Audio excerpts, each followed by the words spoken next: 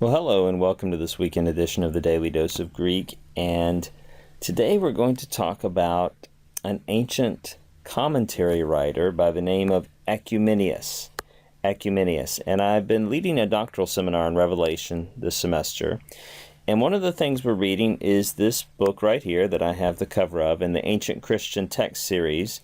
These are English translations. They're English translations of the earliest Greek commentaries we have on the book of Revelation. The commentaries are both from the 6th century AD, so from the 500s.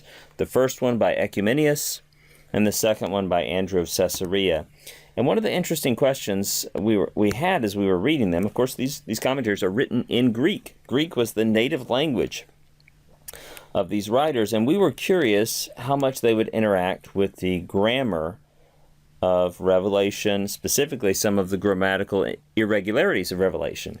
And it's been interesting that they have not, up to this point, we're in chapter 10, they've not mentioned any grammatical irregularity at all. Now, part of that is probably due to the fact of the genre of commentary writing in the 6th century AD is very different from what it is today. So much of their commentary is more like a sermon, really. But in this last week, Oecumenius finally made a grammatical observation, and so we were all excited about that. What was the grammatical observation? Well, it was in Revelation 10:2, and specifically with the word biblaridion. Biblaridion. He goes into quite some detail about this being a diminutive form, right? And diminutive form in Greek is where you have specific endings that communicate smallness or sometimes affection. Two of the common diminutive endings are arion and idion. You probably recognize these, like when you have the word for little child, paidion, like that ion ending. And a lot of the times with diminutives, there's a question if the diminutive sense has eroded over time. Like what began as a diminutive centuries later is just used interchangeable with the non-diminutive form. But it is interesting in the 6th century AD, Oecumenius recognizes biblaridion as a diminutive form. In fact, it's a combination, if you look at it, of these two diminutive forms, arion and idion, to aridion. So it's a double diminutive and translated as little scroll. Now, what's really interesting at that point is why does Oecumenius think this is a little scroll? And here I think he's wrong, but he says it's little because it contains the names of people who were really big sinners. And there's not a huge list of those. And then later on, when John eats it, he says, the sweetness is because sin tastes sweet at first, but then the bitterness is the punishment and regret and bitterness of sin.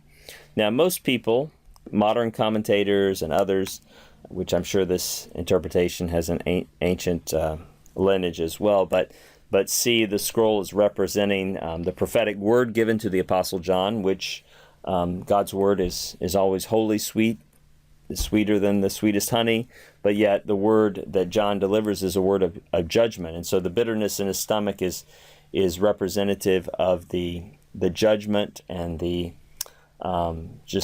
catastrophes and the judgment that word contains. I think that's more likely. We admit that some of the images and things that happen in Revelation are difficult to interpret. I will commend to you this book, though. I have really enjoyed reading this. And what's really interesting is Andrew of Caesarea interacts with Oecumenius quite a bit.